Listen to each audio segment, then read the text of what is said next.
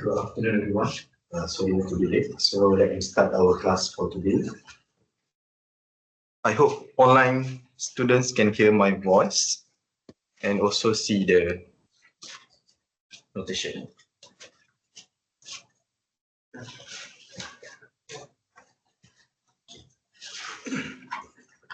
Okay, so last week we had stopped on thermoelectrics. So let me revise a little bit on thermoelectric and we will continue our class.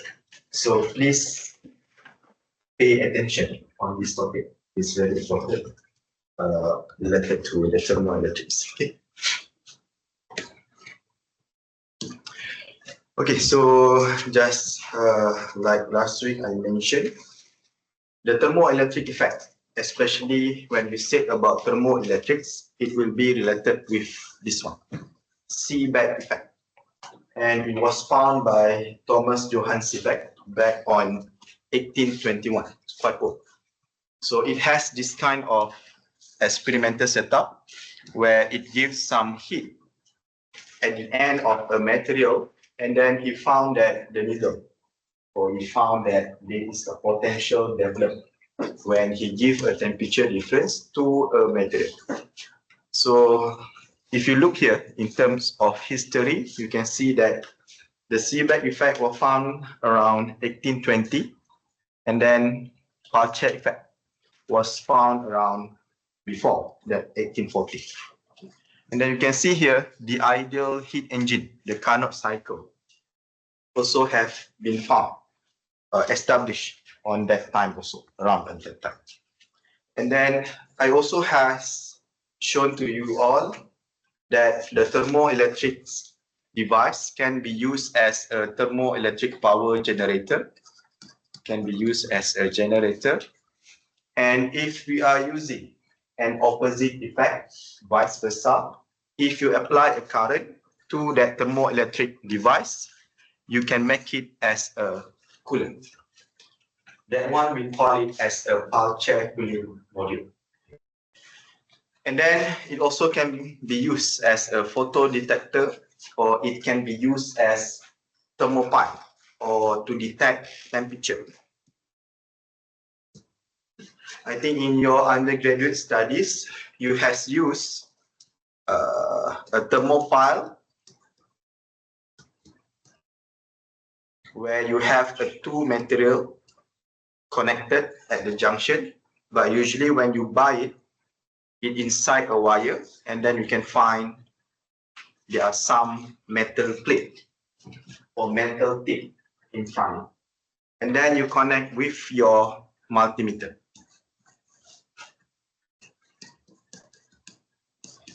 So usually from this multimeter, you can find what temperature that you are measuring. But basically, based on the thermoelectric effect, this multimeter actually measure the voltage, not the temperature, the voltage. And then if you are using a type of thermocouple, for example, K-type or T-type thermocouple, the Seebeck coefficient is already known, so it can help you to convert the voltage that the multimeter measured to the temperature. And then the other also like the sensing, like the wearable thermoelectric device, but mostly for thermoelectric, we will use two, either to become a detector based on voltage as the electrical signal, or either as a generator. Okay. And for the cooling, I think recently it's quite increased the application, usually inside the car, where you cannot have a normal refrigerator where you're using a compressor.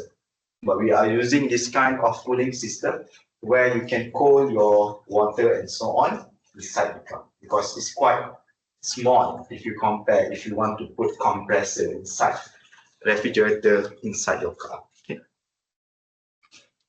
So this is some advantage of the thermoelectrics. Just I mentioned before, it is noiseless because you do not have any mechanical part. When it don't have a mechanical part, the reliability also will be increased, because there is no maintenance that you need to do. And then flexible, I think if you compare with the solar cell, the pyroelectrics, and so on, you need to have a surface area. For example, like the solar cell, you need to have that surface area to absorb the light. So if you have a small size, it's difficult for you to collect all the light or the photon energy. And then same with the others, direct conversion device is a green device because it not produce any greenhouse gas emission.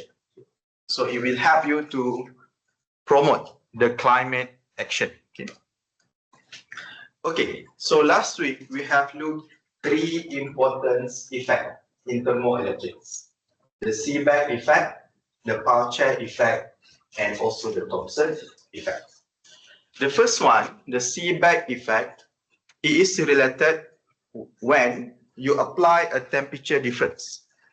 You apply a temperature difference, and then you will see there are some temperature difference, and then you will see that there are voltage will be appearing to a material or 2 types of material. So in this case, if you look in this example, you have material A and material B. Usually this kind of structure are made from metal, like the constante, copper, arumel chromium, and so on. Okay?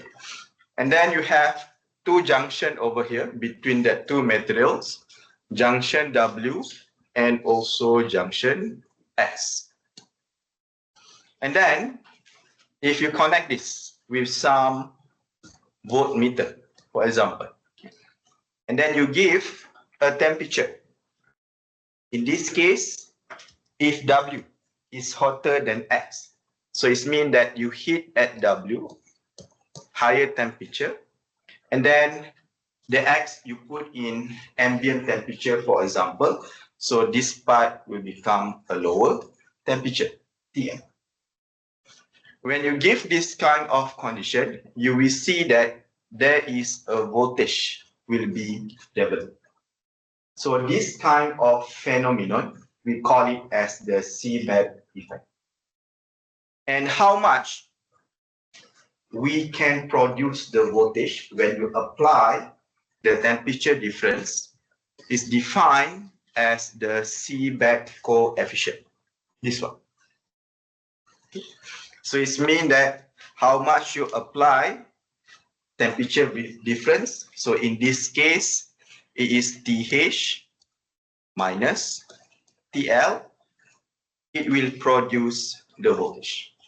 So that efficiency, we call it as the Seebeck coefficient.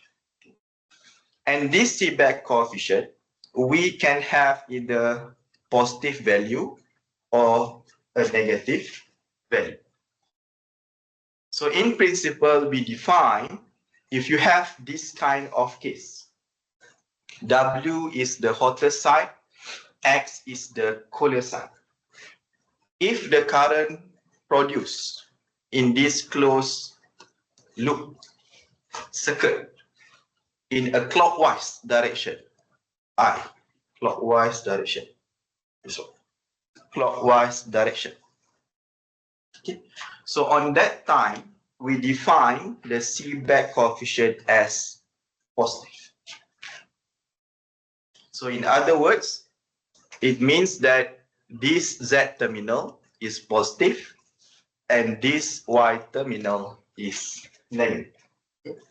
So if positive at lower temperature side, it means that the potential difference is VTL minus this one is negative side is VTH.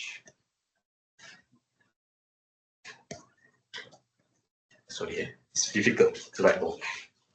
So if it is a positive Seebeck coefficient, it means that this value must larger than 0. So on that time, we define as a positive Seebeck coefficient. So I just rewrite back this equation. So it means that alpha, or sometimes we also use S. Sometimes also we use, usually these two, alpha and S, equal to VTL minus VTH divided by TH minus TL. Okay. So if it is in clockwise direction, the above term will become positive. If it is in anti-clockwise direction, the above term will become negative. So you can have positive and negative seeback coefficient. So this is in terms of the definition of the seeback effect. So if we look in terms of what happening actually for that electron or the hole inside the material, okay, because we know that when you produce a power, the things that are responsible for the movement of the current and voltage is the carrier, which is the free electron or free holes inside the material. So if we consider a material,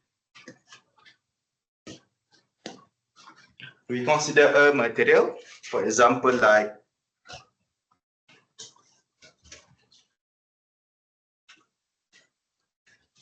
this, you can see that. You can see it. If we consider a material and we consider it as the N-type semiconductor. Okay. So if we say it is an N-type semiconductor, the carrier is electron. Right. Electron. So the carrier is electron. This means that the free charges that are responsible for the movement of the current and also the voltage. So if you apply this one, a hot temperature, you heat at the one side of that N-type semiconductor, and the other side, you let it cool. It has a lower temperature over there. So when you apply a thermal energy at one side, this electron will have more energy and it will tend to go towards a lower energy side. So you can see that electron will start to accumulate at the lower temperature side. So you can see that this part will become more negative and this part will become more positive.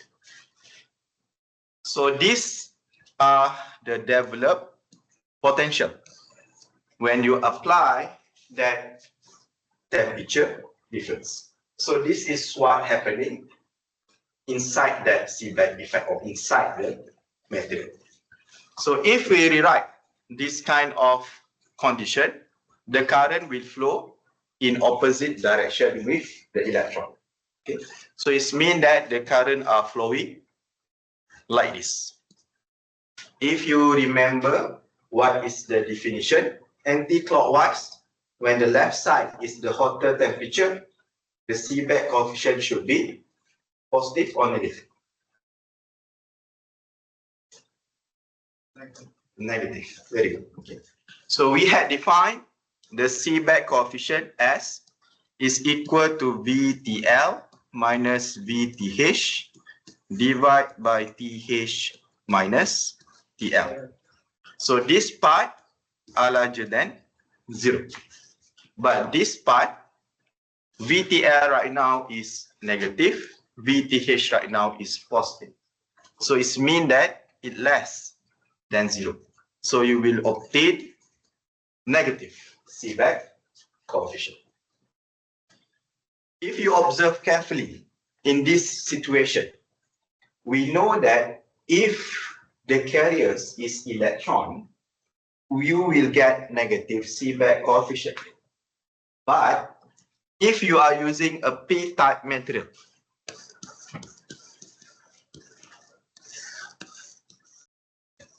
where the carrier is hole, so if you apply a hot side, a higher temperature at the left side same thing happen. The hole have the thermal energy and it will go to the right side.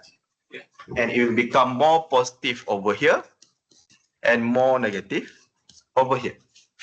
So if you write in terms of current, so the current will be clockwise. And you have defined this equation, and we know that when the carrier is whole, the above part will become more positive, which is larger than 0. So you will have plus Seebeck coefficient. This is quite interesting phenomenon, because if you want to check your semiconductor, either is an N-type or P-type, you can measure its Seebeck coefficient. If you obtain a negative Seebeck coefficient, you know that your material is an N-type. It has majority carrier is electron. If you obtain a positive Seebeck coefficient, so it means that the majority carrier is the hole, a P-type semiconductor. So this is one of the application. How can you make use of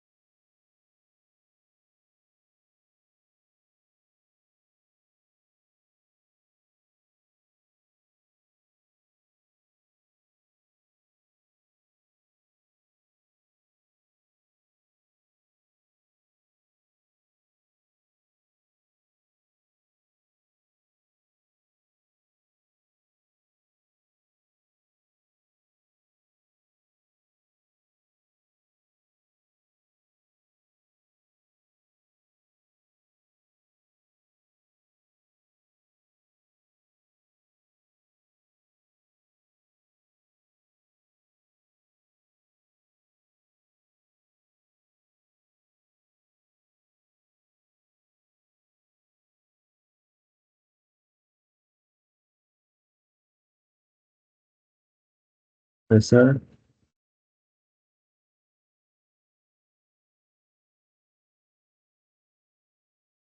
Yes, sir. Our connection is broken.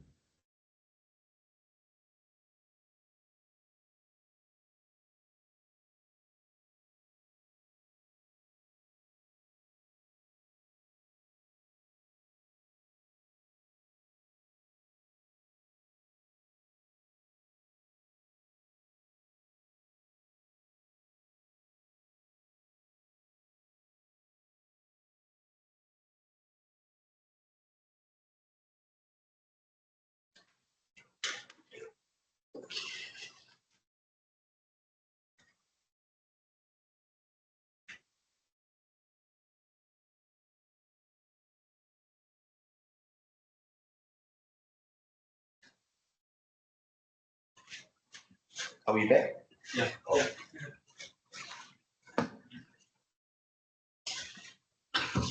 So yeah, for the sudden internet problem.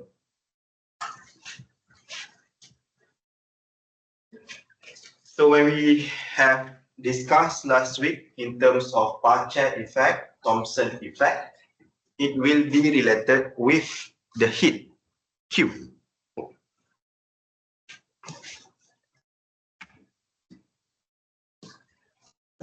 The heat Q.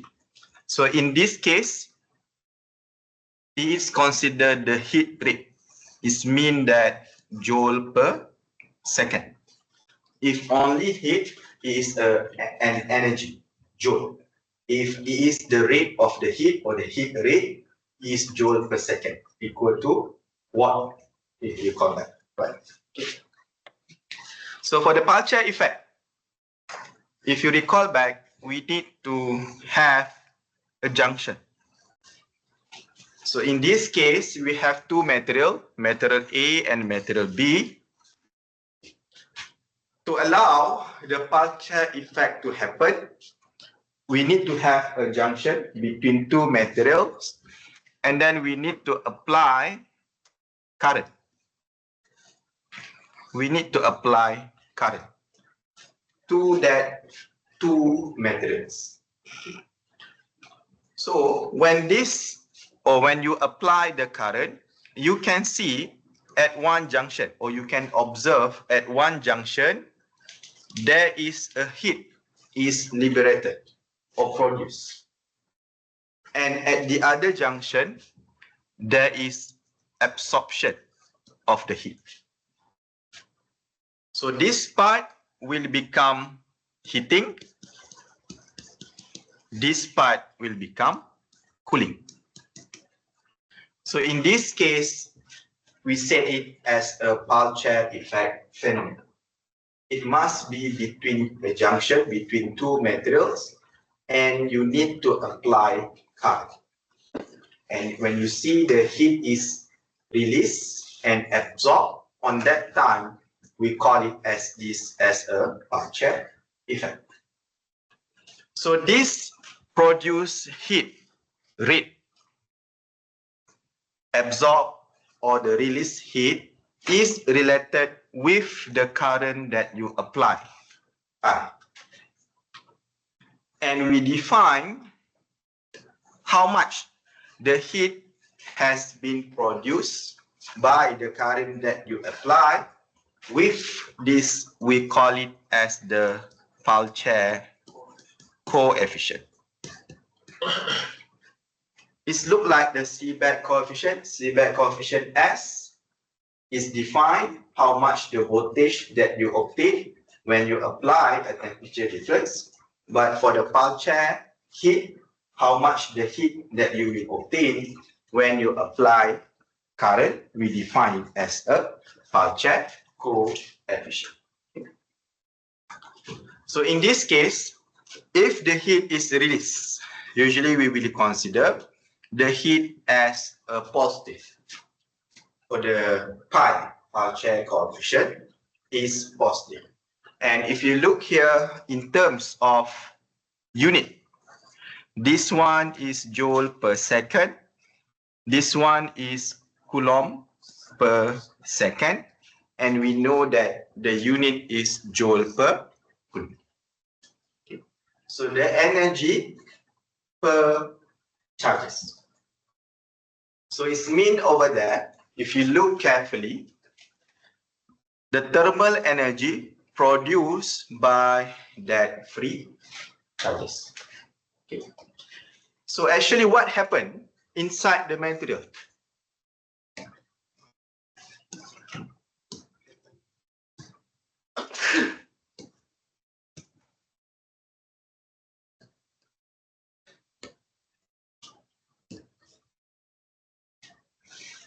So if we have a junction, right now we have material A and material B.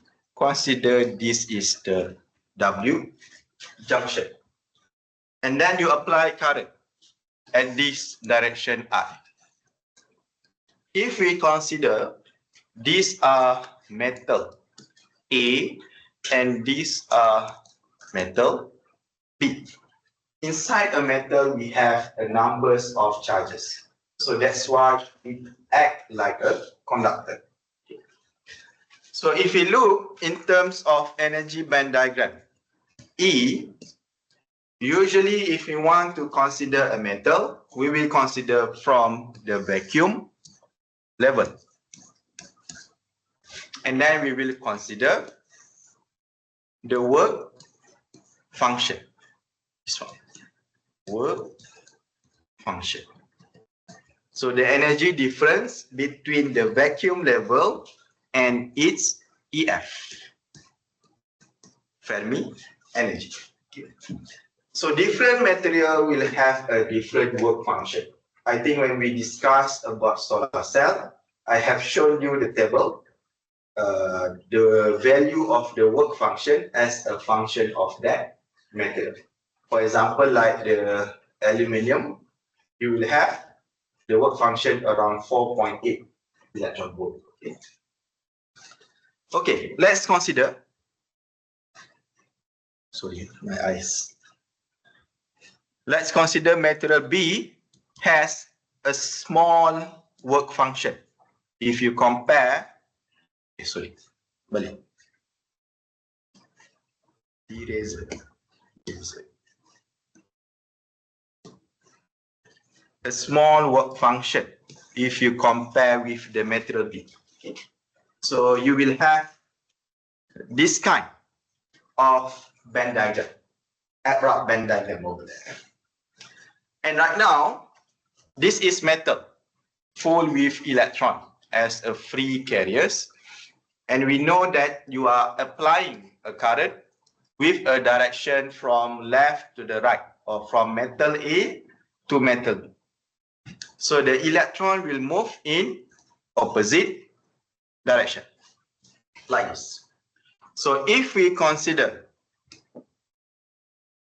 this electron at this energy level, okay, in material B, it will pose this much of energy, EB. Okay, the energy posed by the electron is how far it from the some reference energy level.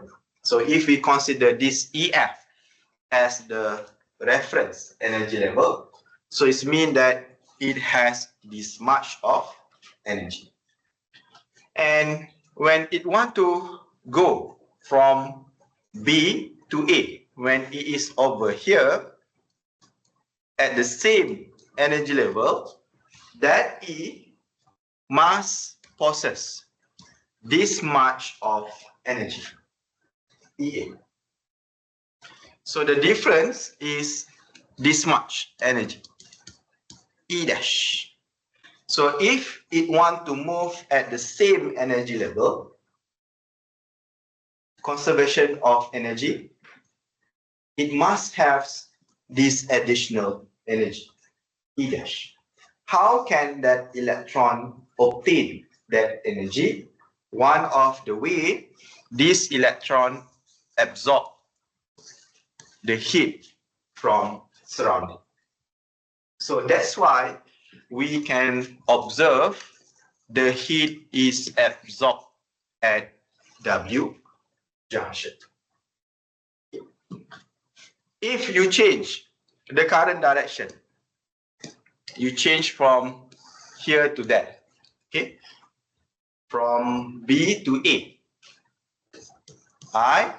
So it means that this E will move from material A to material B. So it means that this electron has this much of energy, but when it go inside the material B, the energy is lesser. When it less, where this energy gone? It become the heat. So this electron will release the heat. So we will observe here a heat will be deliberate or release. So it become a heating part over there. Okay. So if you make a loop, just the previous example, you have two material, two junction, material A and material B. You have junction W and junction X. Okay. So if you consider this kind of work function, it must be, I is like this, it must be one side either absorb, one side is either release, because the difference of that work function. So this is what happening inside the material. Okay. So this is the Pal chair effect. And then the third one in thermoelectrics, we had discussed the Thomson effect. The difference is Thomson effect must be occur inside a material. It's not inside two material or not at the junction. It must be occur at a material. It defines it. Okay. So maybe some of you will be questioned, if inside a material, what is the difference between the joule heat? Because if you have a metal material, you give current like your kettle, you can produce heat that will be heat your water.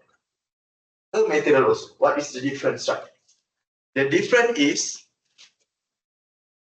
when you want to observe the heat produced by Thomson effect, okay, it's not only you apply current like the Joule effect, but the material also need to have a temperature distribution. So it's not at the same temperature. It must have a temperature difference. So on that time, when you apply a temperature difference, dt, so this S is the special coordination. So it's mean like the distance. So the temperature is changing by the distance. So it's mean that you have a temperature difference inside a material, and then you apply current, and then you will produce heat. But this heat rate are depending on the position, because there is a temperature different depending on the position. So on that time, if you divide joule per second per meter, it becomes flux, right? So it is a heat flux. And again, we define what relates the current and the temperature difference and the heat produced is this tau. Sometimes we also use like a K, kappa. Okay. So this we define as a Thomson coefficient. So how much the heat we can produce when you apply a temperature difference and also current to a material. One more difference with the Joule heat, for the Thomson effect,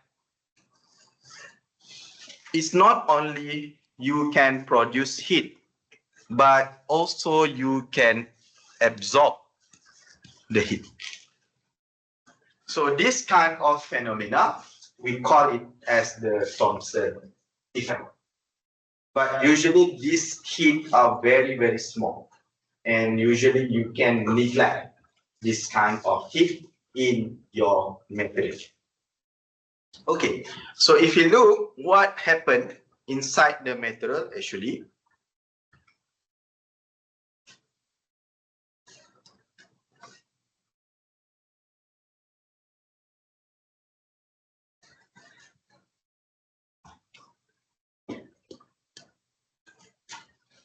so if you have the energy band diagram, let's take a metal, same. So if you have usually EF,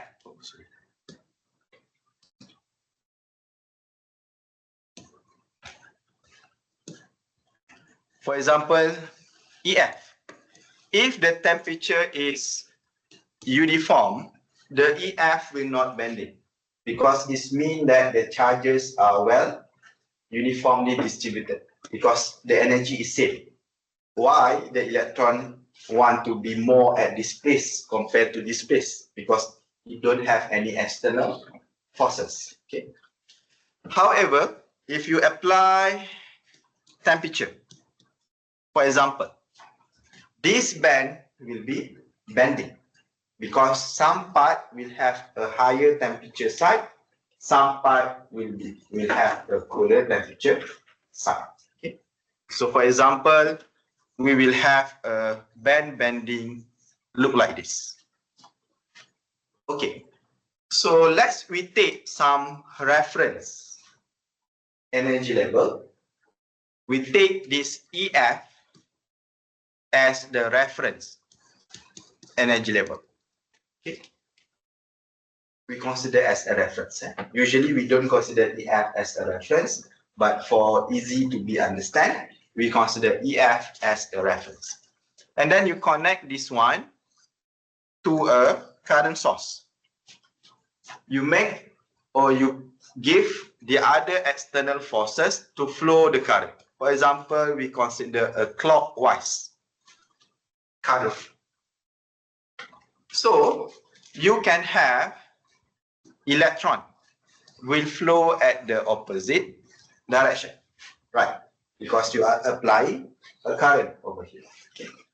So same like when we discuss about the Pulcher effect, if at this position S1 and at this position S2,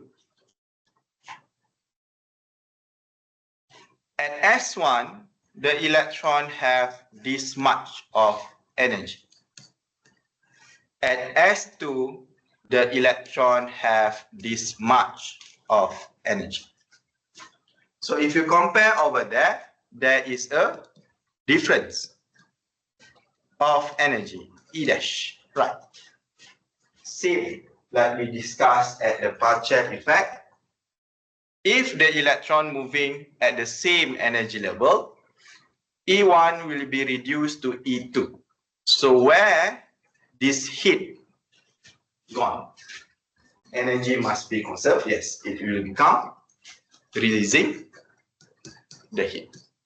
So this kind of heat, we call it as a Thomson heat. It's not a Joule heat. Joule heat is due to the resistance inside the material. But this one are due to this temperature difference and you apply some current.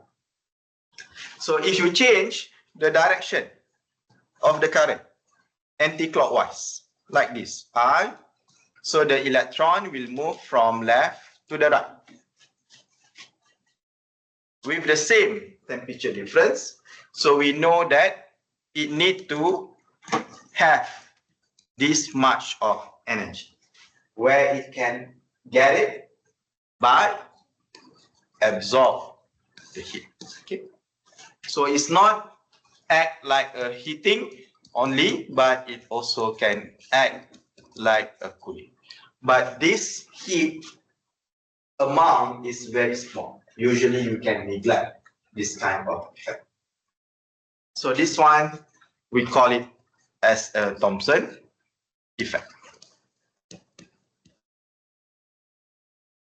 Okay, so when we discuss about heat, so we know that we have three kinds of heat. You can have a Joule heat, you can have a Pulcher heat, and then you can have Thomson heat. Okay. So what is the condition between these three kinds of heat to be happen? One, the Pulcher heat must occur at the junction of two materials. And then you need to supply current. And we define how much the heat that you can obtain when you apply a current with Pulcher coefficient. Very good. Okay. Thomson, it must be occur in a material. You need to apply current, same like Pulcher, but you need also to apply a temperature distribution. Okay, dT over ds at a specific position. So how much the heat that you can produce in terms of the position is equal how much the current that you apply and how much the temperature difference that you give, and you relate it with the Thomson coefficient. The Joule heat usually inside a material, but you only apply partial. Okay. And usually it is around 1/2 I, how much the power you give, the current you give, multiply with the resistivity. We will not discuss about Joule heat. We will cover only this Parcher and Thomson. So this one, Parcher heat, Parcher effect, Thomson effect, and Seebeck effect is important inside thermoelectric. Why? Because for thermoelectric to be happen, you need to apply a temperature difference. When you apply a temperature difference, Seebeck effect will occur, and it will produce voltage. When you have a closed circuit, this voltage will allow a current to flow. When the current flow back to the thermoelectric material, if you have a junction, it will produce or it will absorb heat. So these are due to the Parcher effect. When you have a temperature difference and you have the electron flow, the current, again, it also will produce heat. This one at junction, this one at the material. So it will make the Thomson effect to be occurring also. So that's why three important effects, Seebeck effect, Parcher effect, and Thomson effect is important in thermoelectrics. Okay. Until here, any question? Is it okay? Okay. So these three effects can be related with the so-called Thomson-Kelvin relationship. And these three effects will obey that two thermodynamics law, energy conservation, and then the second one, entropy in a closed system must be equal to 0. Okay. So in this case, if you apply current or the power, you give power to a circuit, you have I and the voltage drop, it must equal to the heat produced by the Parcher and the heat produced by the Thomson. Okay. And same goes to the entropy. Entropy of a system, if we consider the thermoelectric as a system, and the other system is the environment. So the heat released and the heat absorbed, the total entropy must be 0. So you will have entropy at the junction due to the Parcher effect, because you have the heat absorbed, heat release, and the heat at the material, the heat absorbed and heat release due to a material, you total it up, the entropy is 0. Okay. So based on these two equations, actually you can form or you can derive these two Thomson relations. The first Thomson relation is the Parcher coefficient is equal to the Seebeck coefficient multiplied with the temperature. Simply, we can agree from each effect. So if you look carefully over here, the Seebeck coefficient is the voltage divided by temperature, or temperature difference. Voltage is Joule per Coulomb. Temperature is 1/T, 1/Kelvin. 1/Kelvin. So Joule per Coulomb per Kelvin. Pi, this one, Joule per second. I is Coulomb per second. Because we divide by I, so it is in opposite. So if you look carefully over here, this part,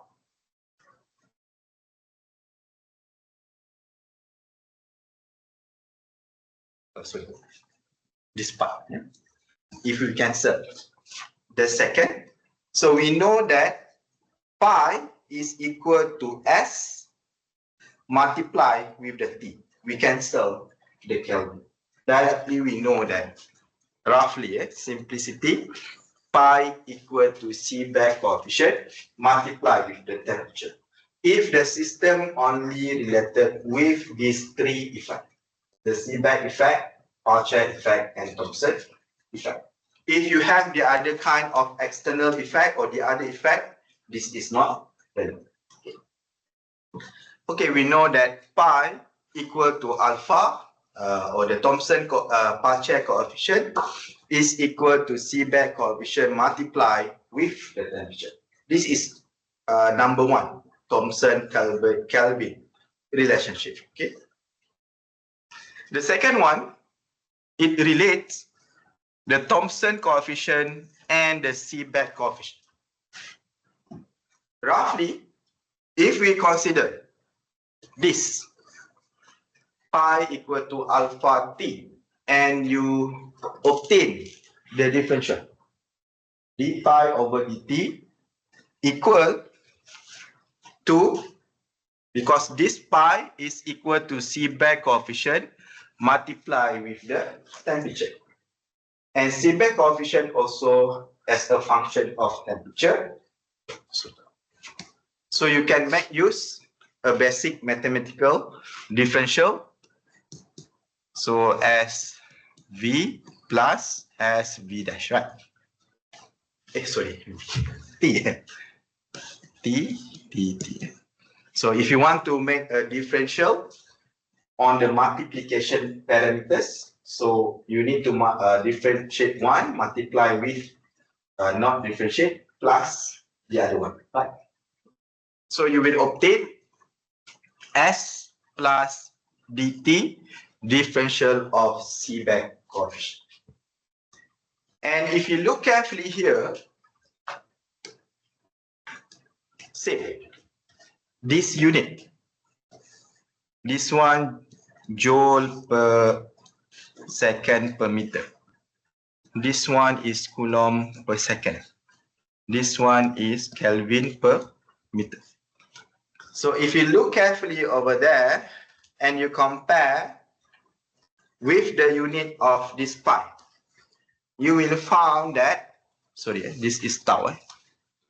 The Thomson coefficient is equal to the change or the differential of the Archer coefficient. So if you put back inside this equation, you will know that tau is equal to S plus T ds over dt. Okay. But if you consider here, this is the change of temperature. This part, Seebeck coefficient, is a constant. So it's just said to you some level of constant. Okay. So if we consider in terms of relationship, the tau is equal to this part, right?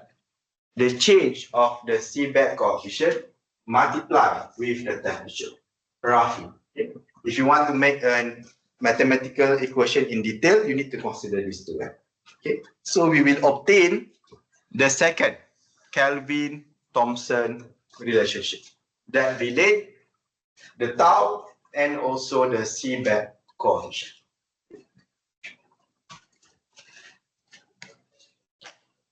Okay. Time right now. So until here, when we discuss about that three kind of effect, Seebeck effect, Archer effect, and Thomson effect. These three kind of effect, we consider the system is not under magnetic field. There is no magnetic field. That three kind of effect. How about you have applied current, you have applied temperature difference under a magnetic field, right? So this effect is not that effect anymore. We will have usually when you put your material under a magnetic field, we can observe four kinds of effects. One is the Hall effect. The second one is the Nernst effect. The third one is Ebbinghaus effect. And the fourth one is the Riemann effect. Okay. So roughly from here you can see, if you apply current under a magnetic field, you can observe an electrical field will be achieved. That one we call it as the Hall effect. If you apply a temperature difference, look like the Seebeck effect, right? But under a magnetic field, you will observe in plane electrical field. If Seebeck coefficient at the same direction with that temperature difference, but when you put under a magnetic field, you will not observe that. You will observe an electrical field in plane direction. So on that time, we call this one as a Nernst effect. This one, if you apply current, but you not see the electrical field is produced, but you see that a temperature distribution is produced. And in plane, it looks like a pulsar, right? Or like a Thomson, if in a material. On that time, we call it as this Ebbinghaus effect. If you apply a temperature difference, but you not see an electrical field, but you see a temperature distribution, look like a Thomson, but there is no current. Right? This one we call it as the Riemann effect. Okay. So if you put your material under a magnetic field, this kind of effect will be happen. Okay. So let's look one, this Hall effect, because usually the Hall effect is quite important because you can apply it for characterizing the material properties, and usually we can consider this Hall effect to the EMI, electromagnetic interference. Do you take the subject, electromagnetic interference? For example, if you go to the hospital, usually if you go near to some high-end equipment, you cannot bring your handphone and so on, because it will produce this type of interference.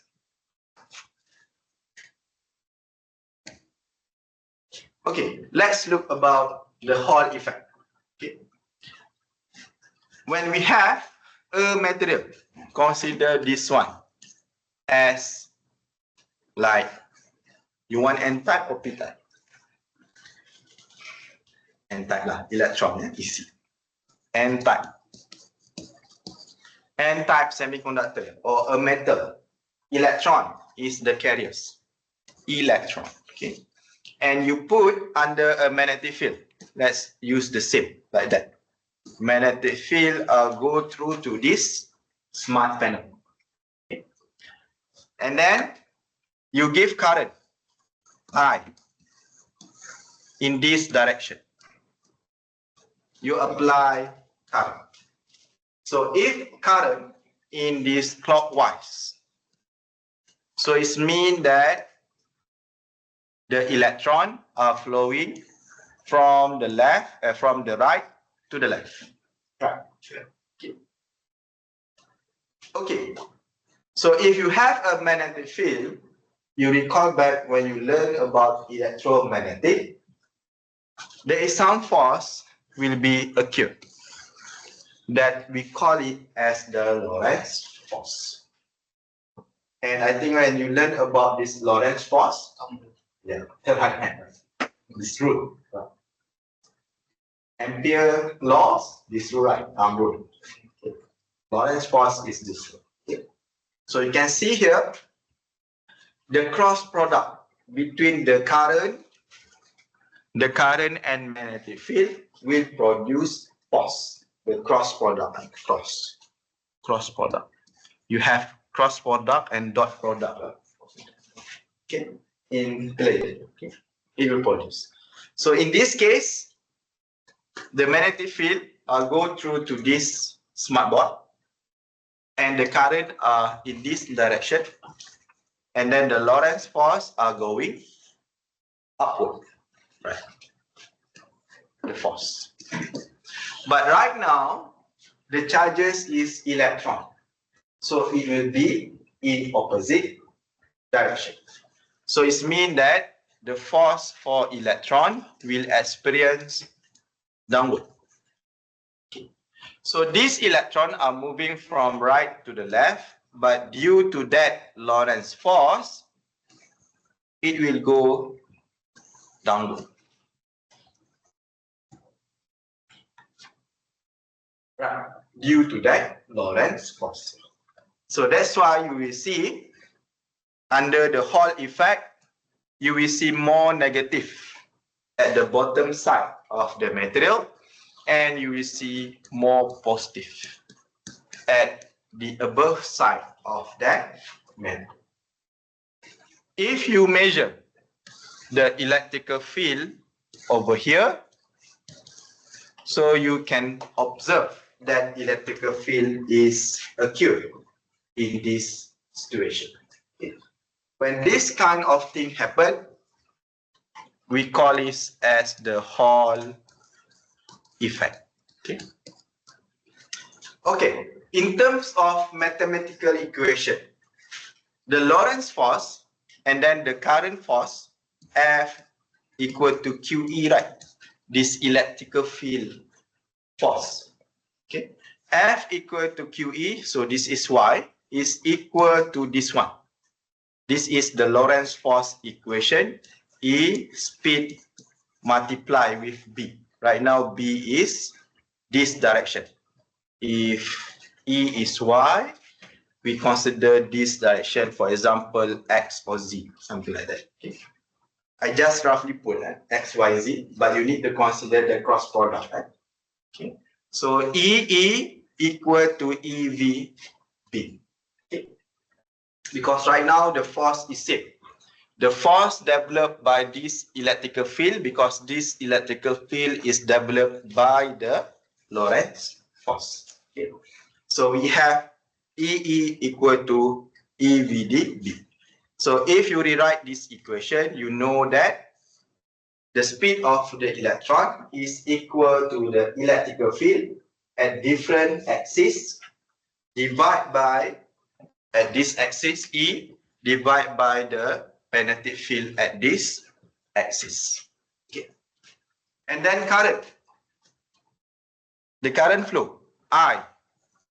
If you consider, you recall back when you learn about electronic physics, the current density is equal to E and speed.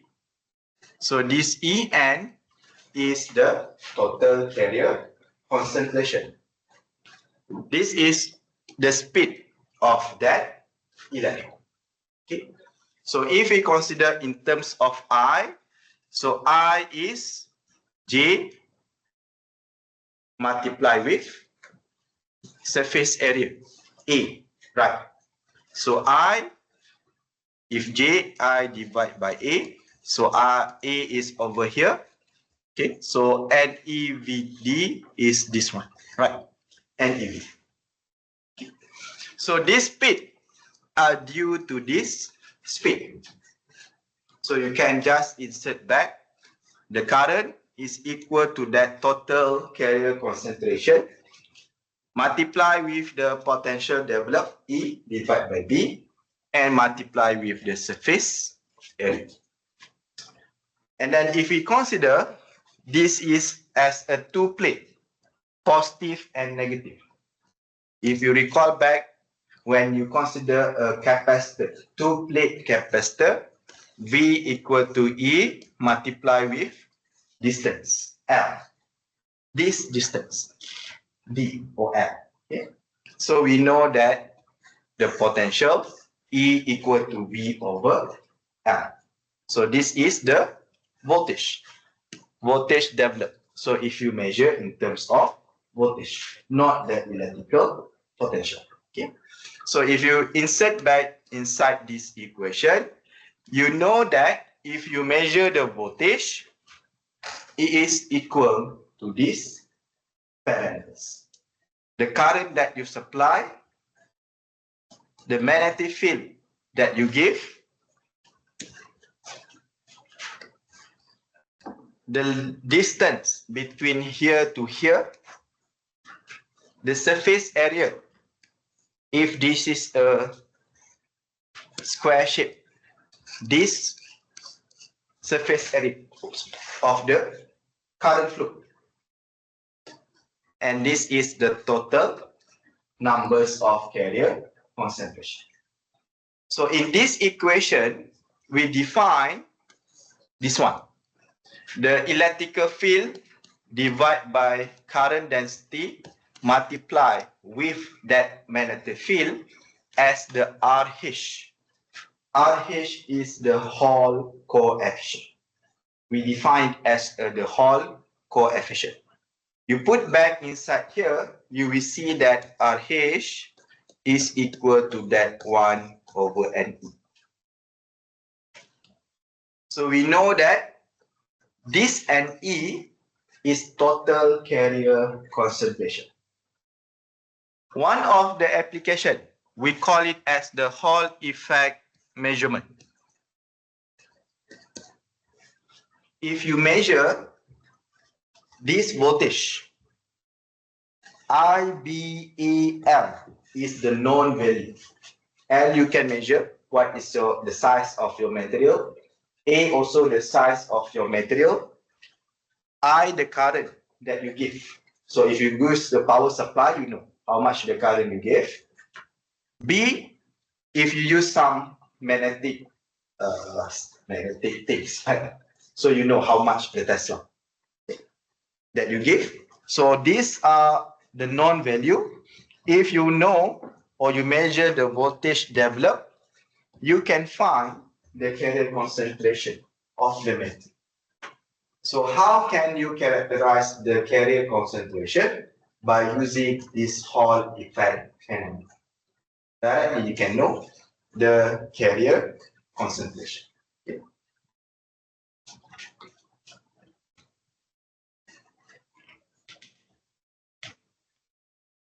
Okay, until here, any question? Is it okay? So the other fact, I don't want to discuss in detail about what happened, okay? But we can consider in terms of equation, the Nernst effect, just I mentioned before, the produced electrical field, how much this electrical field you can obtain when you give a magnetic field and when you give this temperature difference. So we define this one as the Nernst coefficient. Same like the Seebeck coefficient, how much the temperature difference you give, how much the voltage that you produce. Okay. In this case, how much the temperature that you produce, dt and dy at this direction. If this is y direction, this one is x direction. Okay, how much you will produce when you apply magnetic field and you apply current Ix. You define this as a P. So this one is the Ebbinghaus coefficient. Okay. In this case, how much the dt dy that you can produce when you apply a temperature difference at dt over dx, when you apply also magnetic field, you multiply with some constant, so that's constant, we call it as the Rayleigh coefficient. Okay. So say the treatment that we treat like the Palchak effect, Seebeck effect, and so on. So we define a coefficient, so that coefficient determine how strong the effect, okay, depending on what type of effect. Okay. Okay, so right now we have looked on the principle inside the thermoelectric. Before this, we have looked the principle of pyroelectric, solar cell, piezo, and so on. Okay. Next, we look in terms of the device. Okay. For the thermoelectric, we have this, we call it as a thermoelectric module. So if you look in detail, inside a thermoelectric module, it consists a thermopile. This one, a thermopile. So usually we have this one, connect two thermoelectric element and connect back with some electrode. So if you look carefully over here, it looks like a pie. Right. So a thermopile has a pie, we call it as a pie structure because it looks like a pie. Okay. And usually we have one N-type semiconductor and we have P-type semiconductor. So this kind of structure, N-type and P-type, is connected with a material.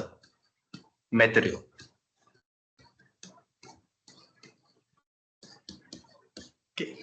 So this pi structure we will connect in series with the other pi structure. Pi structure, pi structure, pi structure, pi structure. So it will form a thermoelectric device. Okay. But the heart is one pi structure. So you have TE element, the thermoelectric element, N-type and P-type semiconductor that will produce or that will convert the temperature difference into electrical voltage. And then you have electrode, which is the metal material that connect that thermoelectric element. And all of this, we need to cover it. You need to cover it. You don't want it to be electrically connected with the outside things, right? Because this one is a metal, okay? How can you cover it? You cover with a ceramic material. We call it as the substrate. Ceramic material is an insulator for electrical things, so it cannot connect the current to the outside. It acts like the insulator, but the ceramic is a good heat conductor. But we want the heat can be given to this thermoelectric element, and then the heat can be released back to the outside. So that's why usually we are using a ceramic material as the cover or as the substrate. A good heat conduction, but a bad electrical conduction. So this is the structure of thermoelectric module. Usually we call it as a thermoelectric module or thermoelectric device. Okay. So that kind of module we can use as a thermoelectric power generator. We call it as TEG, or you can, TEG, okay, or you can use it as a coolant or heating. That one we call it as thermoelectric coolant, TEC. Okay. So this is application of that thermoelectrics. The structure of that thermoelectric module, you can have a conventional type, which is the pi structure. One thermoelectric N-type element, one is the P-type thermoelectric element, and connected with the electrode, which is the metal material. And you can also have a segmented. Segmented means that in the N-type semiconductor thermoelectric element, you can have different kind of N-type semiconductor or different kind of material. For example, in this case, this is the other type, one kind of material, N-type semiconductor. This one, the other kind of N-type semiconductor. Same goes to the P-type. You can have two kind of material. When you have this kind of structure, you call it as a segmented thermoelectric material. Or you can have cascade. Cascade means that you connect the P, N, and then it go to NP over here, and then it go to N over here. It's quite complicated. Due to that, how can we harvest the temperature difference and how can we harvest the electricity or the current? Okay. That one we call it as a cascade. And then you can have planar or vertical. Planar means this one. Planar type, the pi structure you make at the same or on the top of the substrate. Vertical type, the pi structure is look like floating of that substrate in the vertical direction. Okay. So you can have planar and vertical. And then both the conventional and also the cascade or the segmented, you can have multi-stages. This one, a single stage, only one level. You also can have two stage, or you can have multiple stage. That one we can have a multi-stage type of segmented, of conventional, and so on. Okay. So this is a different of the type of the thermocouple, depending on what kind of application that you want to use. Okay. Okay, in terms of efficiency, before 30, let's take a break. So we take a break, take 15 minutes. We start back at 4:45.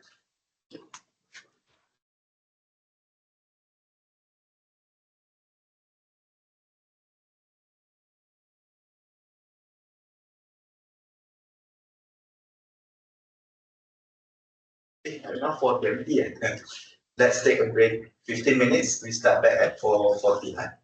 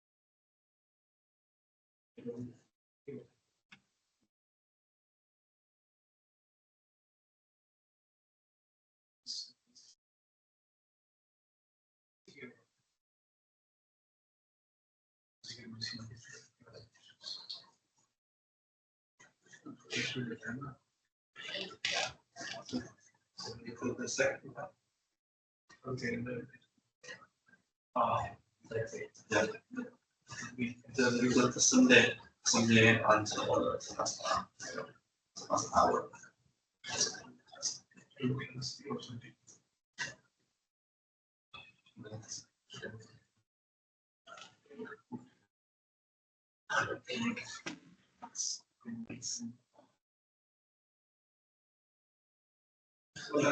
What that you should be in the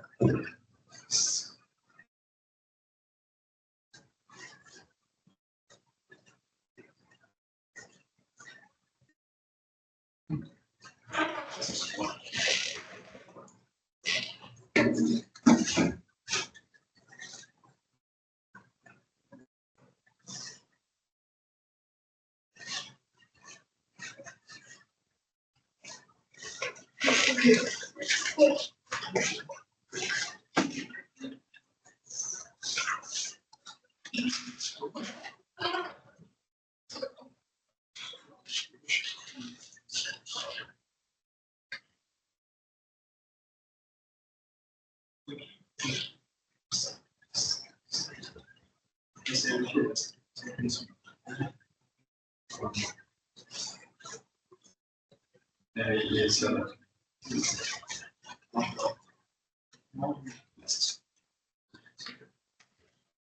you see.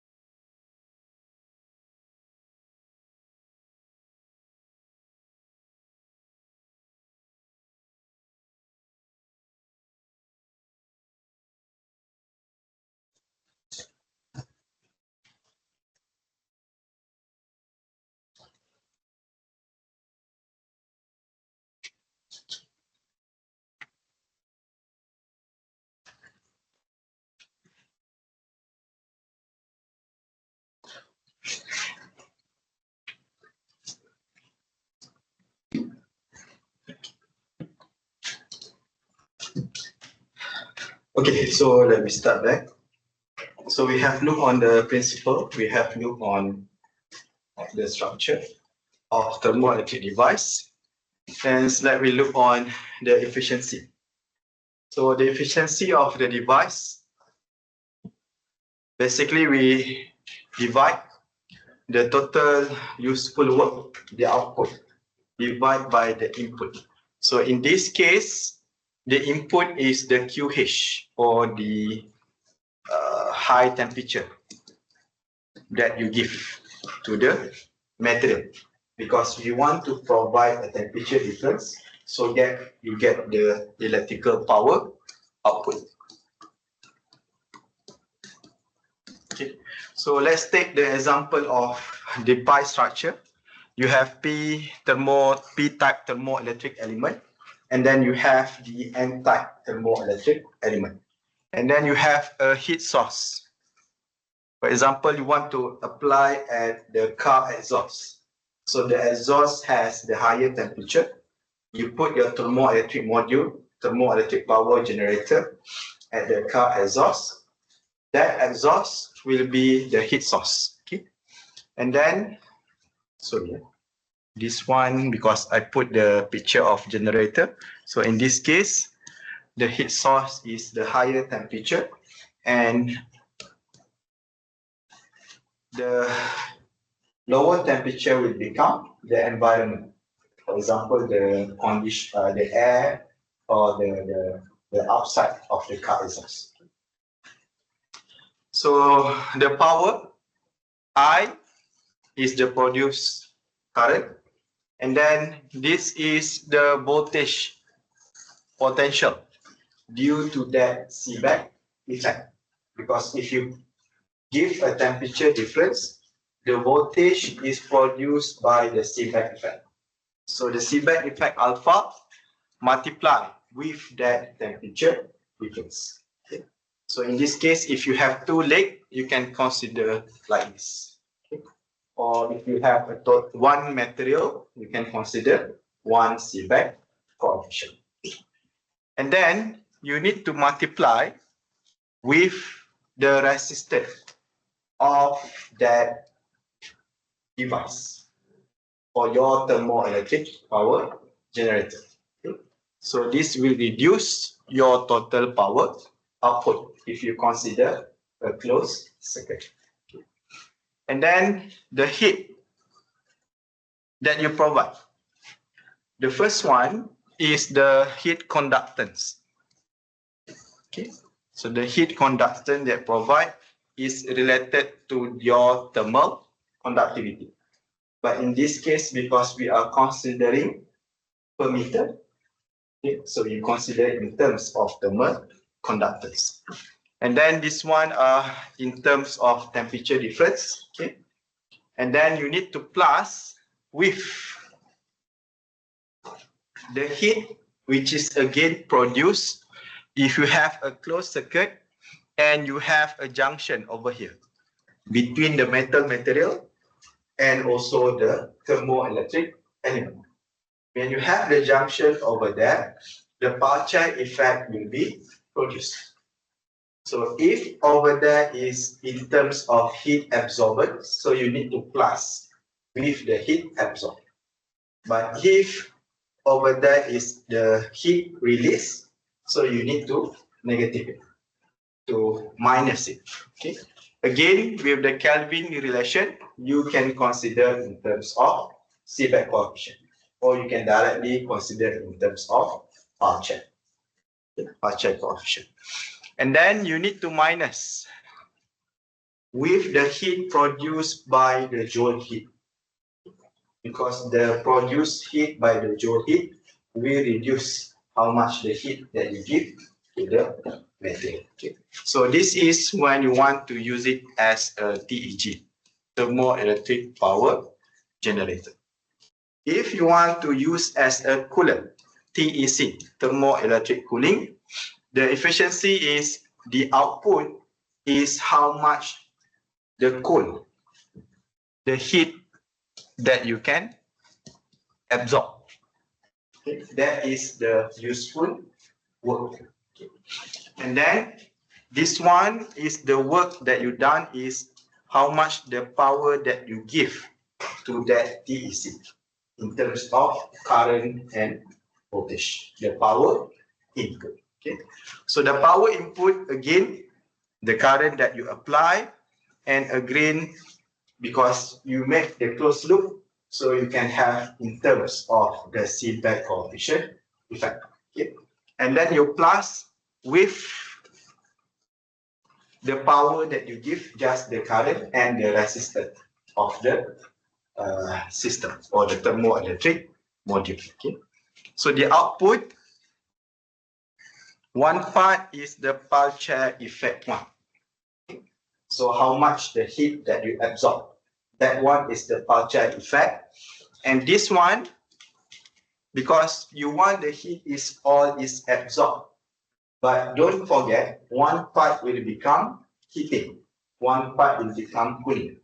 So at the hot side, the heat will be conducted to the cold side. Okay. So that conduction are due to the thermal conductance, which is the thermal conductivity of that material.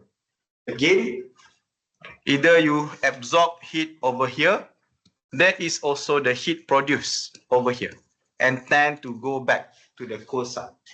Okay. So you need to consider the conductance of that heat. And then you need to minus with again the joule heat. The joule heat is 1/2 I power of 2R, the resistance of the system. Because if you close the loop, there is a current that will flow inside the thermoelectric coolant. So you need to consider also the joule heat. Because you want to cool it, but because the current is moving to the electrode, to the element and so on, it will produce the joule heat due to the resistance of the metal. If you look carefully both, this one, the equation of efficiency of thermoelectric power generator and thermoelectric cooler, we don't consider the Thomson effect. Because usually the Thomson effect is very small. You can neglect it. But we consider the power chair, the seatback, and also the joule heat.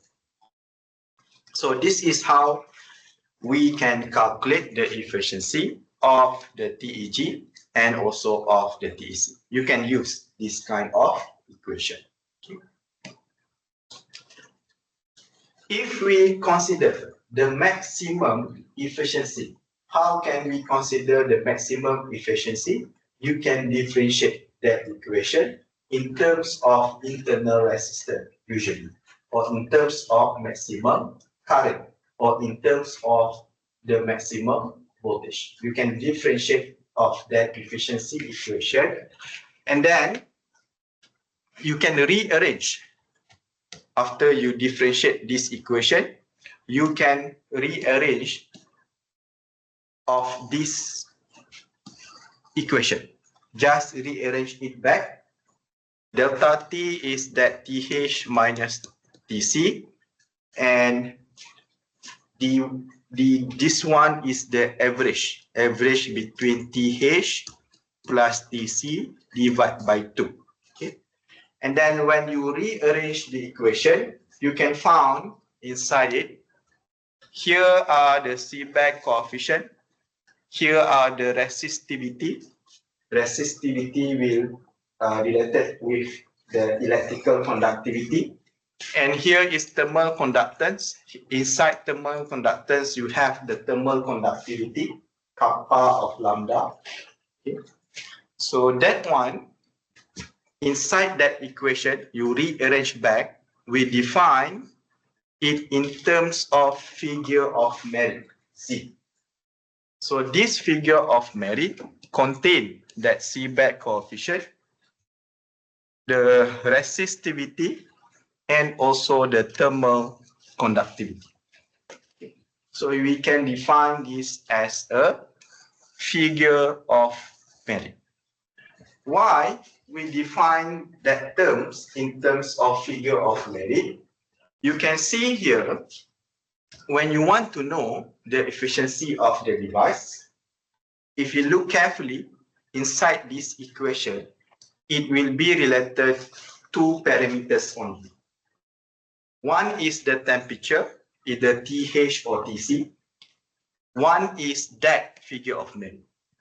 And figure of merit is defined in terms of material properties.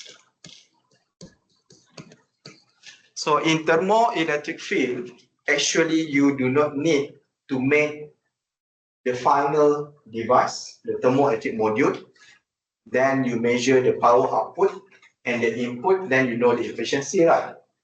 Without making the device, actually you can estimate how much the efficiency based on the material properties. So it helps you to reduce the numbers of work, to fabricate it, to test it, and so on. But if you know what kind of material that you want to use, you already know what are the efficiency of your device. It's quite good, right? It's helpful. It will help you to reduce a lot of stage, fabrication, testing, that do quite a lot consume of investment costs and also your time. So if you want to design a thermoelectric module or device, you can design in terms of figure of merit, the material properties.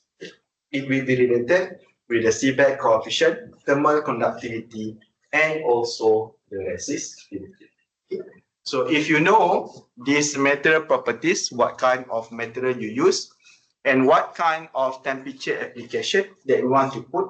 For example, if you want to apply a car exhaust, consider car exhaust is around 500 Kelvin, 600 Kelvin, or 500 Celsius, for example. You know this TH. This code is the environmental temperature. If your car at outside, the environmental temperature is around 50 degrees or 60 degrees, something like that. You can calculate directly the efficiency. Okay. So same goes with the thermoelectric cooling. You can also calculate it based on that figure of merit and also the temperature, the hot side and the cold side. Okay. And then if you look carefully here, this one, this term, and this term. If you look here, this one is TH minus TL over TH, right?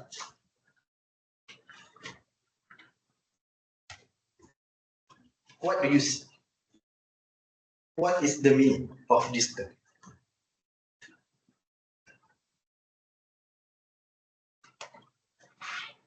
So if you recall back when we discussed about the most ideal heat engine that can convert thermal energy into some useful work is the what cycle?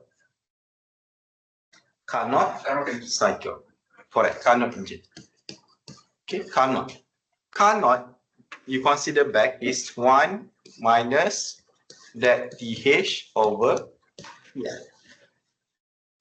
So if you rearrange back that equation, this efficiency of the Carnot cycle, so this one is the Carnot efficiency. This is the limit of the ideal engine. So if we can make this term near to 1, we can get Carnot cycle from the engine. So this term are the thermoelectric limits. This one is the Carnot. So this is how can we improve the efficiency of that thermoelectric power generator or that thermoelectric cooling. Okay, in terms of material, just I mentioned before, we can consider what kind of material depending on the figure of merit, Z or Z. When we multiply with the temperature, we call it as the dimensionless figure of merit. There is no dimension. Okay? So usually Z actually is 1 over Kelvin. If you multiply with the temperature, it will become dimensionless. Okay. So if we consider what kind of material that we have, you look here, we have a alloy, we have a Husler, we have a oxide material, a compound material, and you can have an oxide semiconductor, zinc oxide, okay? Or we can have a telluride base material, a compound material. Okay, and then you can see here there is a temperature.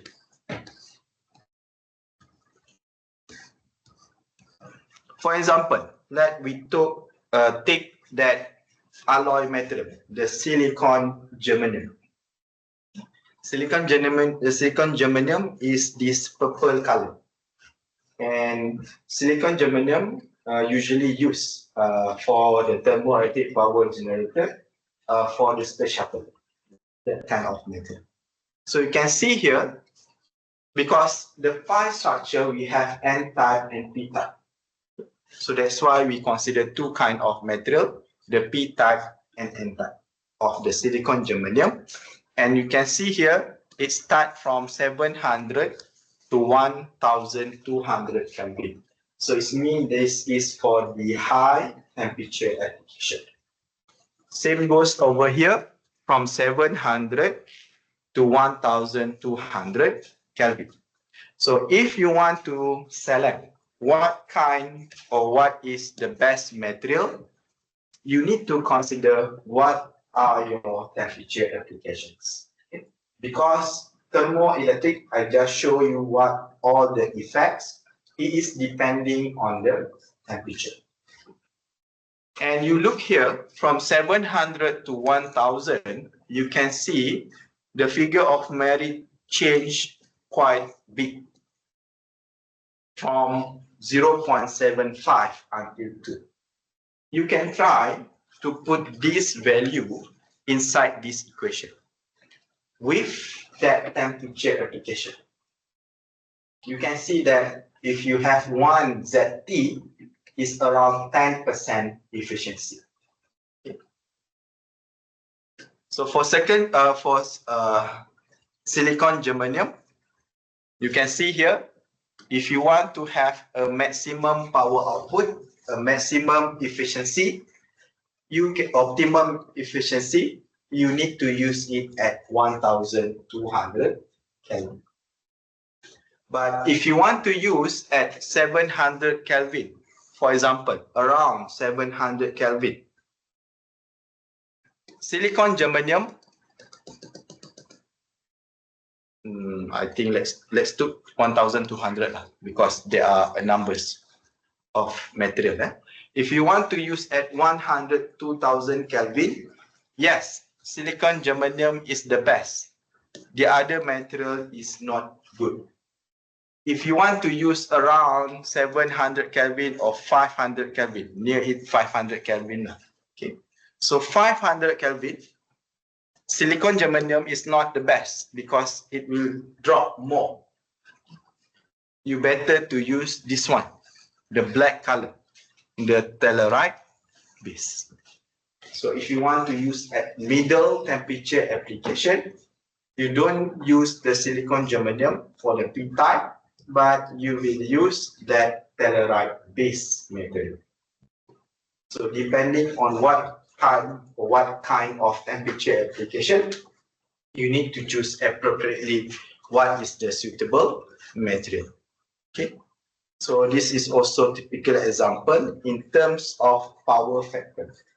Power factor means Z is S power of 2 multiplied with electrical conductivity divided by thermal conductivity. This term mostly governed by electron or electronic, the carriers. This term mostly governed by the lattice or the phonon. So this one is phonon term. Okay. That's why this term, the electronic term, Seebeck coefficient power of 2 multiplied with electrical conductivity, sometimes also we call it as PF, the power factor, because that two are different. One is electronic term, the carrier term, one is the phonon term, the lattice term. Okay. So this is typical example of the power factor of each material. And this graph we plot in terms of electrical conductivity. Why? Because even though you have a high ZT, which is the optimized between Seebeck coefficient, electrical conductivity and thermal conductivity, if you want to use it as a power generator, you recall back when you learned about circuit analysis, you need to have a good or a maximum power transfer. To have a high power, maximum power transfer, you need to have the resistance or the resistivity, the resistance. The resistance is equal to the load resistance. So that's why you need to have a good electrical conductivity. So this is in thermal conductivity. I think you can just read over there. Okay. So if you want to discuss a possible approach to improve the efficiency of thermoelectric device for a certain temperature application, what you can do is you need to increase the figure of merit. This is the simplest way, because from the efficiency, you know that you need to increase the Z or the Z in order to improve the efficiency. How can you improve the Z? If you look in terms of the what define the Z is Seebeck coefficient, electrical conductivity, and thermal conductivity. So it means that you need to increase the power factor, and then you need to reduce the thermal conductivity. How can you reduce the thermal conductivity? These three or this one are material properties.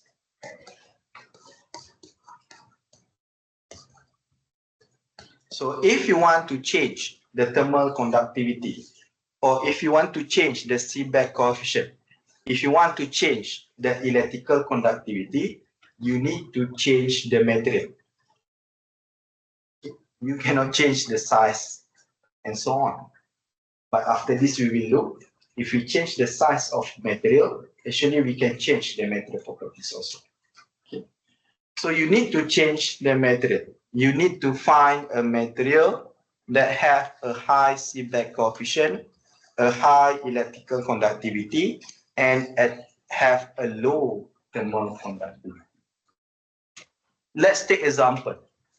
We have what kind of material in our life? Usually we can classify into three classification. One is metal. The second one, what is the opposite of metal? Insulator.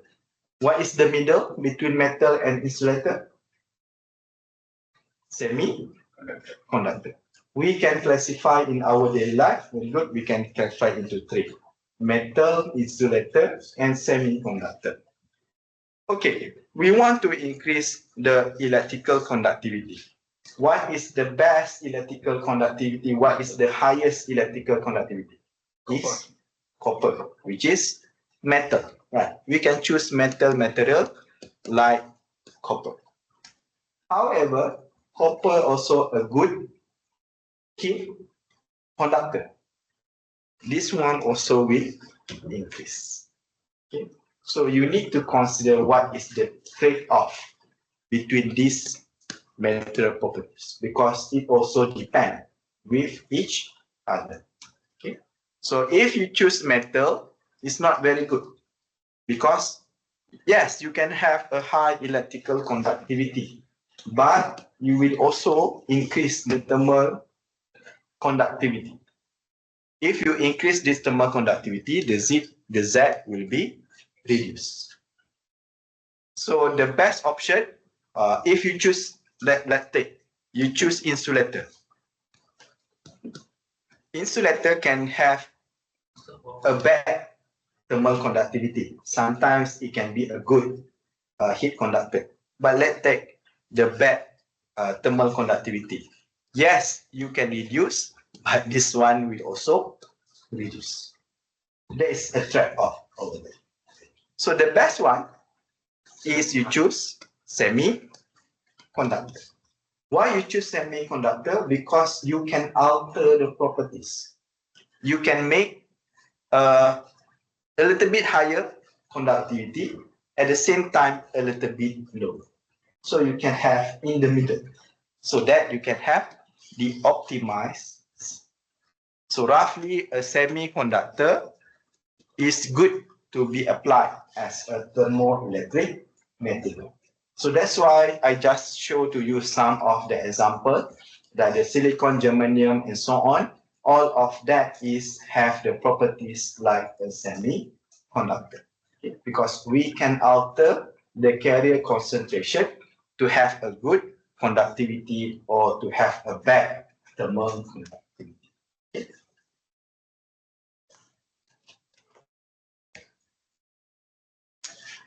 Okay, I think we are very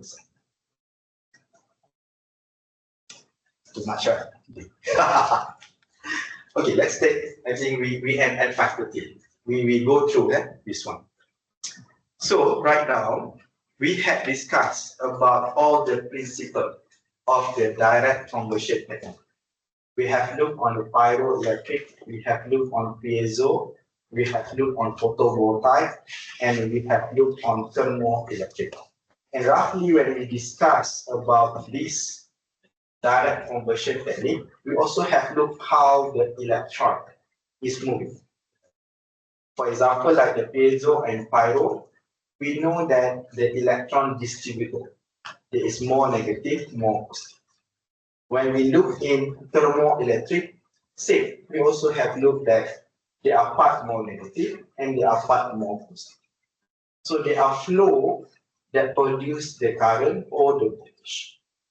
So this movement or this transport of electron is very important in energy conversion devices. And if we go to the thermoelectric, not only the transport of the carriers, but the transport of heat are also important. Like the pyroelectric, the heat are also important. Piezo, the heat are also important because it can produce the thermal expansion, for example. Okay? So when we deal with energy conversion device, the transport of heat and electricity is very important. So in this topic, we will take example of thermoelectric. How can we consider the transport of heat and electricity to design a good thermoelectric devices? Okay. So when we look in terms of transport, I just mentioned before, because we take example of thermoelectric, TE, okay.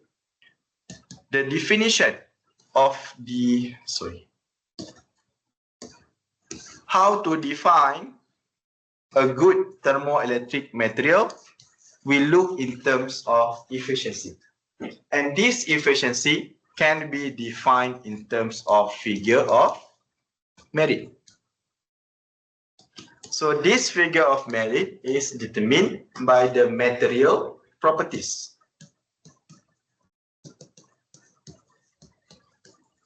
Which is Seebeck coefficient, thermal electrical conductivity, and thermal conductivity. This one either is pyro, either is piezo, and so on. Thermal conductivity will govern how the current will flow. This one will govern how the heat will flow inside the material. Okay? So we will look in terms of these three material properties, how it defines this transport. Okay? When we say about transport of heat, usually it is W, the heat conduction or the heat current. Okay? This one usually are J, the current density. So the flow of the heat or the flow of the current. The flow of current, it will be related with the numbers of carriers, and then you need to multiply with speed, because the current is coulomb per second.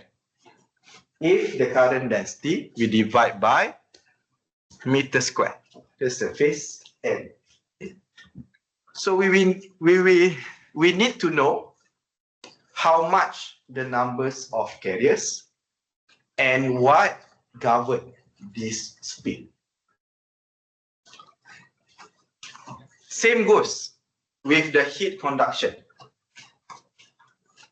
We need to know the numbers of carriers that bring the heat and how much the speed or the energy that bring the heat. Okay. Just I mentioned before, the heat can be conducted by two components. One is the carriers, usually is the electron, or we call it as the electronic part. Okay. So the conductivity can be contributed by the electronic part, and the mainly governed by the atom, which is the lattice. The lattice is the form. So we have lambda or thermal conductivity by that form.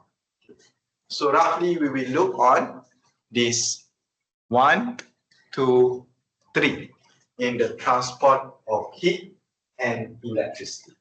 So how can we determine these material properties that define that current and also the heat conduction?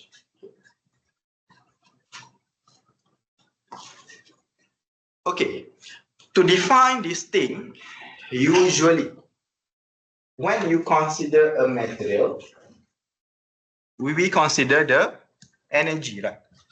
Because when I explain to you how the electron is transported inside the material, I will draw the band diagram, the energy band diagram. Why? Because the electron cannot move if we don't have the energy, right? Okay. If we don't have energy, it cannot move.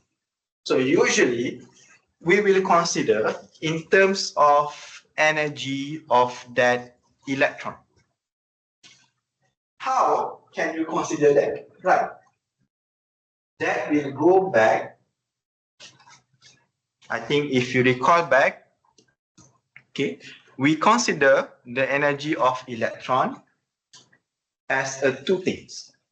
One as a wave, one as a particle, right? Because the electron cannot consider only as a particle. If you consider it as a particle, it is a classic physics. It's not obeying some of the phenomena. Okay. And then the later one, scientists found that the electron also act like a particle. One of the famous experiment, like the slit experiment.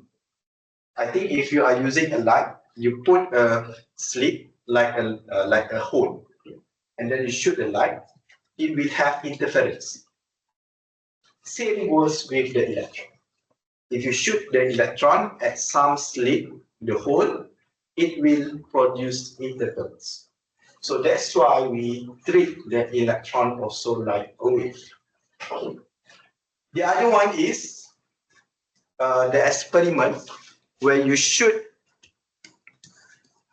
the electron to a material and then you see back how much the electron is going up from that material. If we treat the electron as a particle, usually if we increase the intensity, the numbers of electrons that get out from the metal will be increased, right? Because you increase the intensity. But that is not being observed. What we observe if we increase the frequency F, then we can see the numbers of electrons that get out will be increased. So it means that it looks like a wave, like a packet of waves, depending on the wavelength and also the frequency. Okay.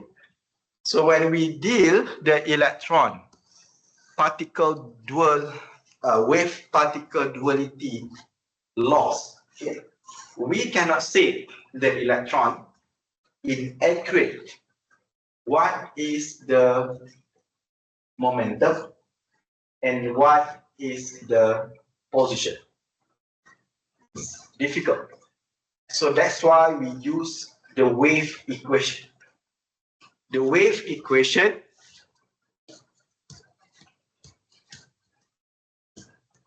can be solved by using the so-called Schrödinger equation.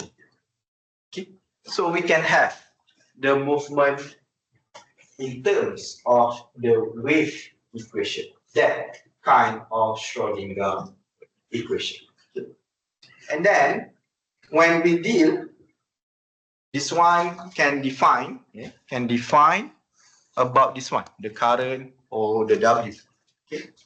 And one more thing, this one, the numbers of carriers. If you recall back, if we want to know the numbers of carriers inside a material, I just said to you, we cannot deal like a particle, we deal like a wave. So it is very difficult to say that that electron with this number is existed at that place, right? It's very difficult. So what we can do, we need to use probability. Probability for that electron to be existed at certain energy, because we are dealing with energy, right? Okay. Again, I draw to you the energy band diagram. How can we tell the numbers of electron at this energy level? How much? How can you calculate?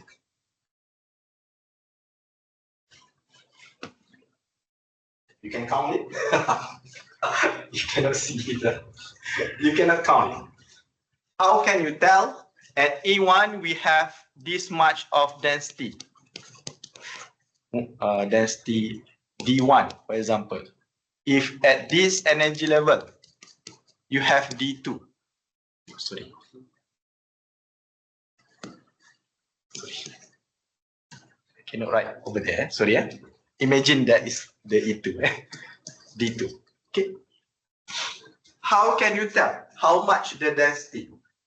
Okay. So if you recall back, we can calculate this by considering the probability, which is, we call it as the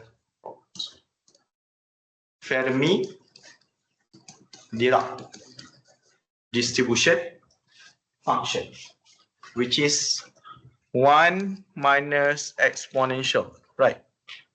1/1 minus exponential, and inside here we have EF over KT. Okay. So either it has the probability 1 or 0. Confusing. I draw like that. Ha. Let me draw over here.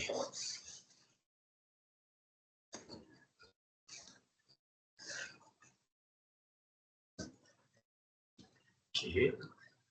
So this is energy level E. So this is EC, conduction band. This is EV. Okay. And then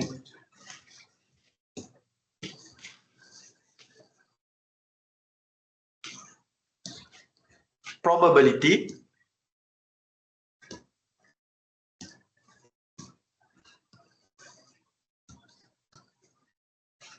at this energy level to be existed, we consider Fermi-Dirac distribution function, either 1 or 0.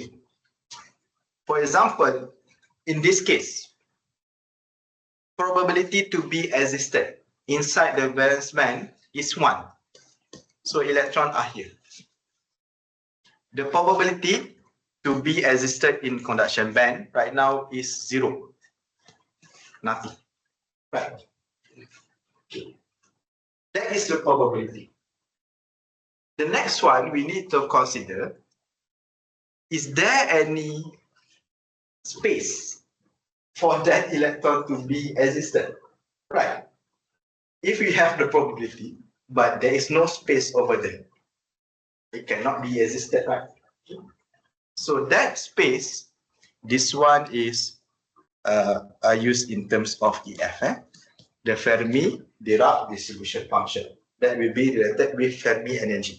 Fermi energy is here, EF. These are Fermi level. Okay. So the place that allow the electron or the hole to be existed, that one we call it as the density of state.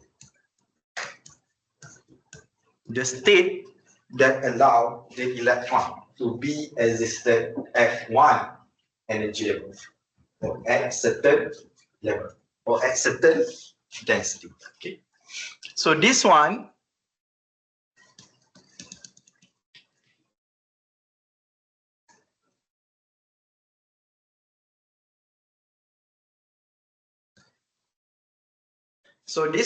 we call it as the density of state DOS, and usually it's depending on the size of the material, because it is density, right? Must be depending on the size of the material. When we say about the size of material, we can have 3 dimensions, we can have 2 dimensions, we can have 1 dimension, we can have 0 dimension material. Is it possible to have 4 dimension material?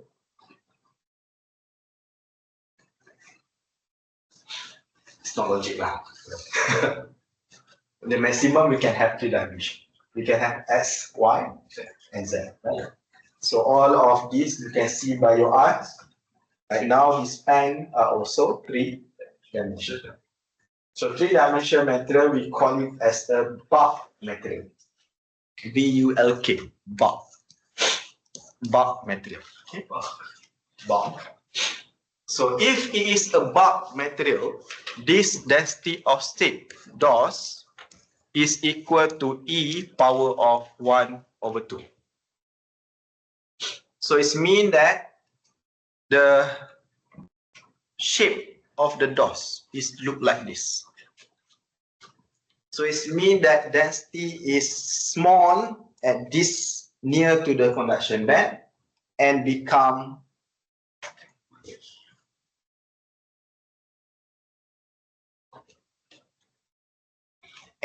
bigger when energy to go infinite.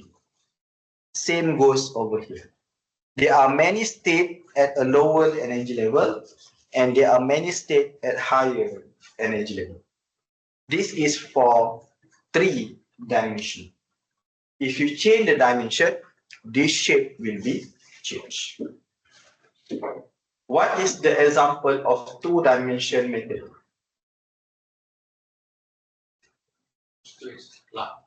Straight line. Yeah. Almost correct. If 3-dimension is bulk, if 2-dimension, we call it as a thin film, like a straight line. Thin film, we call it as a 2-dimension material, where the thickness is very thin, that almost we can neglect. How about 2-dimension?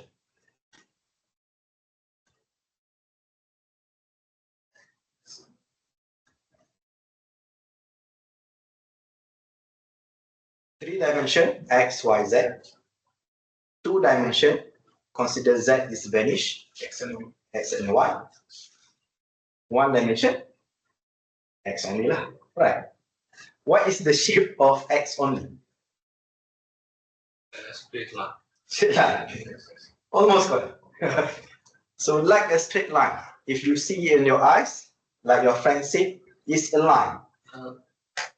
So in the real shape, that one we call it as a wire.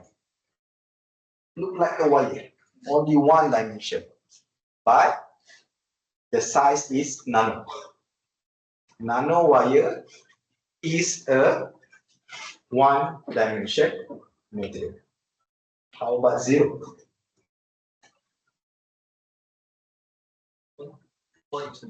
Point. Very good. Point. Point is 0 dimension. There is no X. But in the device, we call it as the island.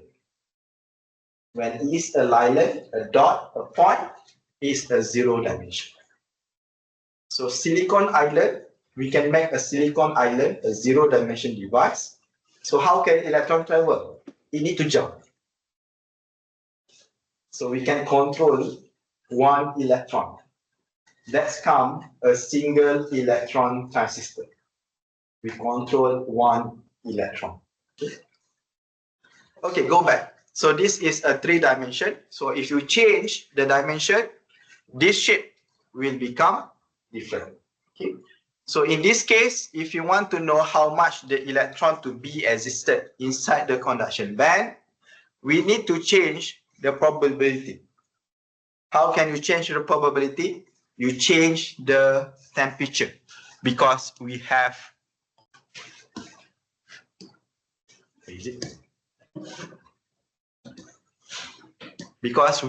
this temperature over here, temperature term.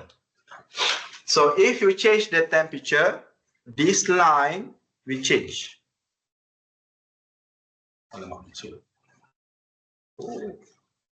Sorry. It's look like this. There is small probability appear over there. So there is probability 1 until this level. So if you multiply it, you can have this kind of shape. The probability of the electron to be existed over there with that density. Okay. So if you multiply EF, the Fermi-Dirac distribution function, Fe equal to this one. This is DOS. Usually we use GE. Okay. GE is E1/2 for bar. So you can get NE. So NE is this one. Then you can get the numbers of electron, the density of electron existed over there. So how can we relate back with the current? Right now we know the density, but the speed will be changed. How can the speed can be changed? Due to the collision. Collision, we call it as scattering process. It's scattered. That will change the speed of the current or the heat. So we will look after this next week. How can we consider this scattering process that we change? I have deleted the material properties as sigma and kappa. So a little bit getting boring after this and getting a little bit complicated. You need to have a good basic in fundamental of electronic physics. But we not touch in deep, just for you to recall back why we need to consider this scattering process when we want to design this material properties. Okay. Okay, I think okay, 5:30. I think we stop here today. Okay. We will next week we will finish this transport, heat and electricity, and then we will look on what kind of material available, how can we relate it. So after that, so next week is week 6, right? So maybe we can finish all the fundamental part until week 6, maybe a little bit week 7, maybe week 7. And then maybe if we can finish in week 6, after that we will start the lab session, the virtual lab session. So maybe on week 7 or week 8. Okay, until here, any question?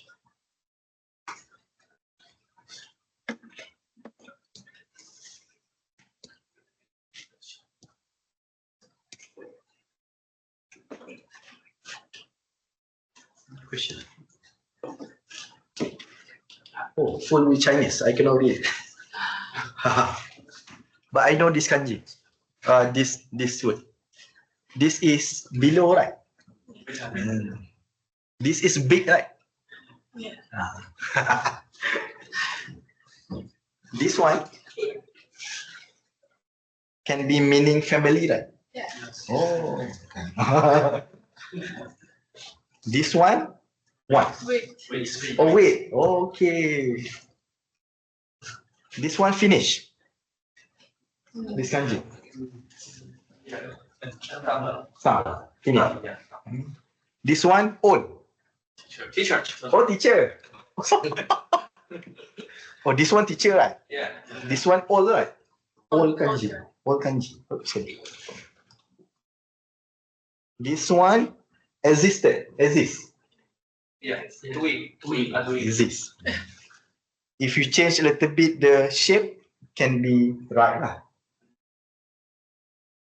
Right. Sorry. This one? No. Diving. No. What is the meaning? Hilang. Oh, hilang. Oh, I know this one. The right side. It is, we mix it, right? If only this shape, it is mouse. Right? Yeah. Oh. Okay, sorry, for taking your time. So if there is no question, we end our class today. And see you all. That's it.